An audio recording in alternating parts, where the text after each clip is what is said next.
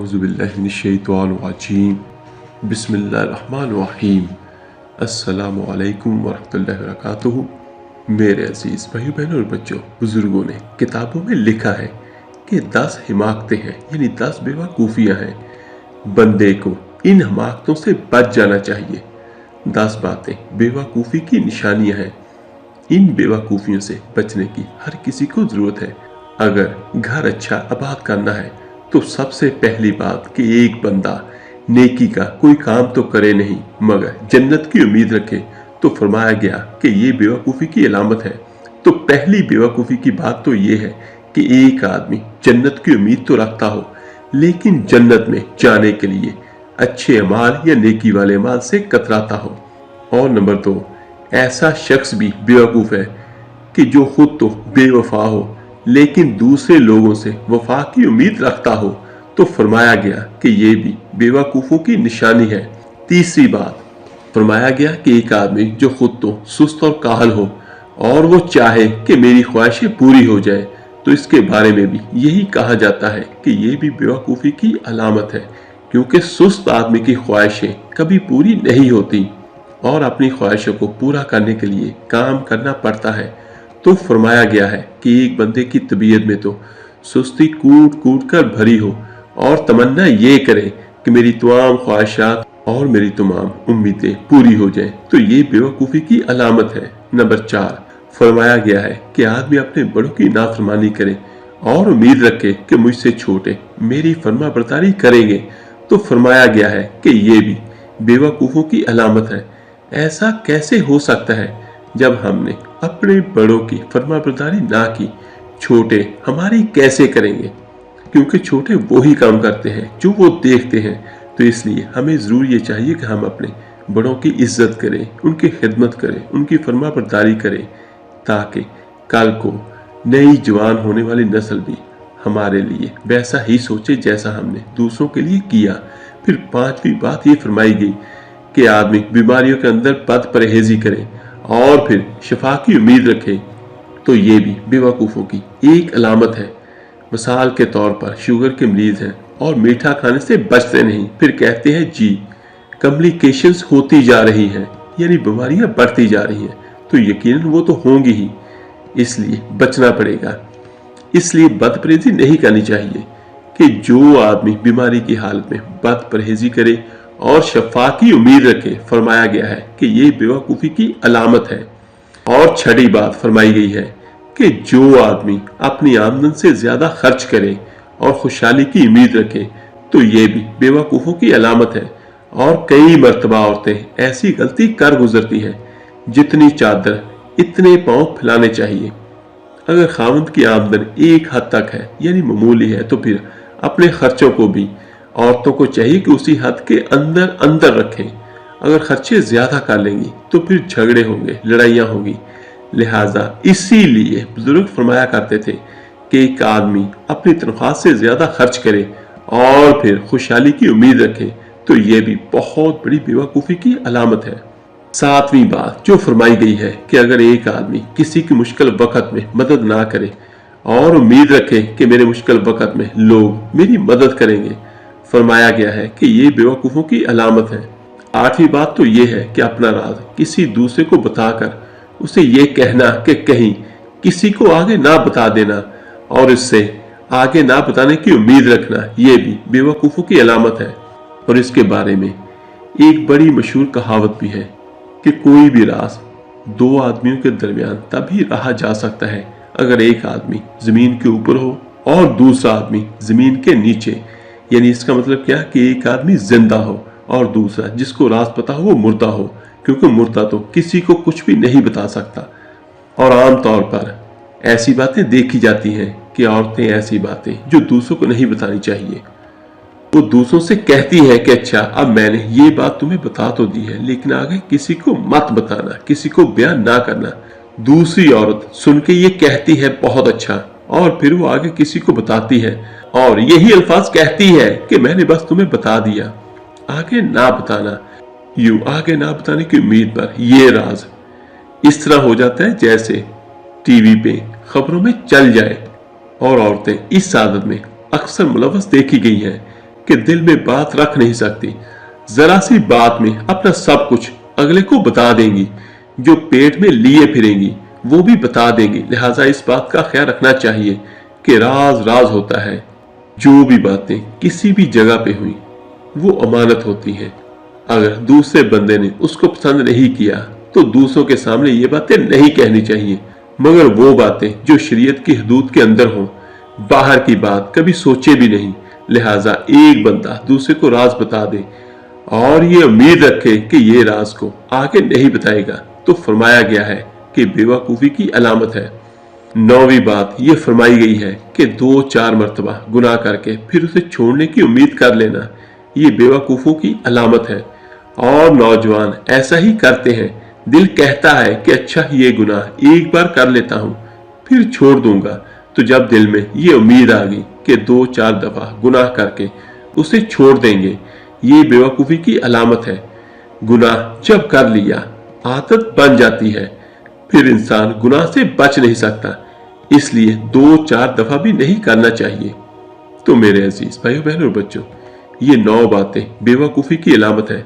अब आप ये सोच सकते हैं कि 10वीं बात जो हमारे बुजुर्गों ने बेवकूफ़ी की अलामत कहा है वो भला क्या हो सकता है। जरा सोचिए, जो सबसे आखिरी है बेवकूफ़ी की अलामत, वो भी मैं आपको बयान कर देता हूँ कि हमारे बड़े बुजुर्गों ने फरमाया कि जो खामद अपनी बीवी से रोजाना झगड़ा करे और फिर चैन और सुकून से रहने की उम्मीद रखे, फरमाते थे कि ये बेवकूफ़ी की अलामत होती है। लिहाजा इस 10वीं बात के लिए पहली 9 बातें आपको बतानी पड़ी और अल्लाह करे कि ये 10वीं बात आपके जहन में बैठ जाए। लिहाजा जो मेरा भाई अपने घर के अंदर हर रोज अपनी बीवी से लड़ता है, झगड़ता है, डांट डपट करता है और फिर वो उम्मीद करता है कि मेरे घर के अंदर खुशियों भरी जिंदगी होगी, तो ये बिल्कुल बेवकूफ़ी की अलामत है। कभी ऐसा नहीं हो सकता। याद रखें कि बीवी कोई भेड़ बकरी नहीं जो जंगल से आई और हमने पकड़कर उसके गले में रस्सी डाल ली। वो किसी की बेटी होती है, किसी की बहन होती है, किसी के आंगन का फूल होती है।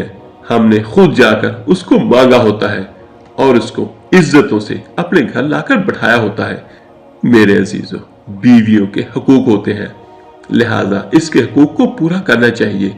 जब कलमा पड़ा तो पूरी शरीयत पर अमल करना इंसान पर लाजम हो गया। मेरे अजीजों, इसी तरह जब एक शख्स नकाह में कबूल है कबूल है कबूल है का लफ्ज कहता है तो बीवी की तमाम जिम्मेदारियां उसके सर पर आन पड़ती है। उनको निभाना चाहिए और मर्द बनकर निभाना चाहिए। मेरे अजीजों, अब ये बंदा आजिज इस पूरे मजमून को समेटने की कोशिश करता है ताकि आप एक इंसान की आइडियल जिंदगी या काबिल रिश्क जिंदगी को समझ सकें, ताकि घरों के अंदर उल्फतें और मोहब्बतें परवान चढ़ सकें, बच्चों की तरबियत अच्छी हो सके, मियाँ बीवी खुशियों भरी जिंदगी गुजार सकें और ये घर जन्नत के घर का नमूना सा बन जाए, छोटा सा गुलशन बन जाए, फूल ही फूल हो। जब मियाँ बीवी पुरस्कून होंगे तभी तो औलाद की तरबियत कर सकेंगे, लेकिन अगर आपस में झगड़ों से ही फुर्सत नहीं तो औलाद की तरबियत कौन करेगा।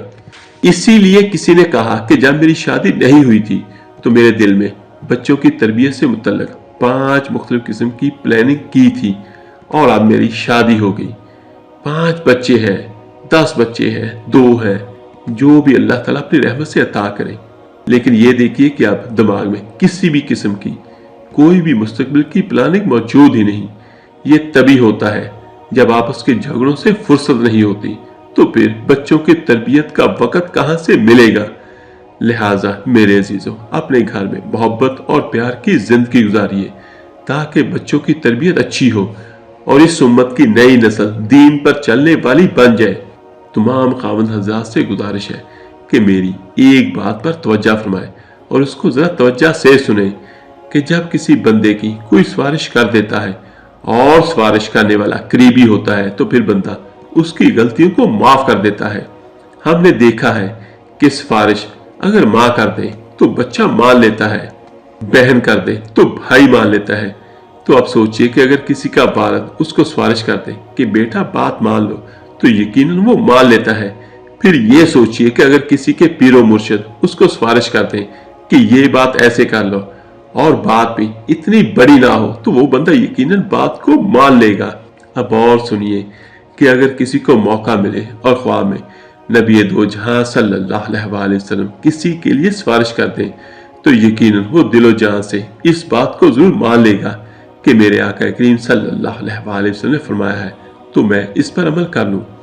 لیکن نہیں، اس سے بھی بڑی بات سمجھانی ہے، اور وہ یہ ہے کہ اللہ تعالیٰ نے قرآن پاک میں سفارش کی ہے۔ جی ہاں، اللہ جل شانہ نے قرآن پاک میں عورتوں کی سفارش کی ہے کیونکہ وہ خاوند کے معاملے میں کمزور ہوتی ہیں، تو اللہ جل شانہ نے ان کی بات اس لیے کی، ان کا خیال اس لیے رکھا کیونکہ اللہ تعالیٰ کمزوروں کا بھی پروردگار ہے، رب ہے، اور وہ یقیناً کمزوروں کا بے حد خیال کرنے والا ہے۔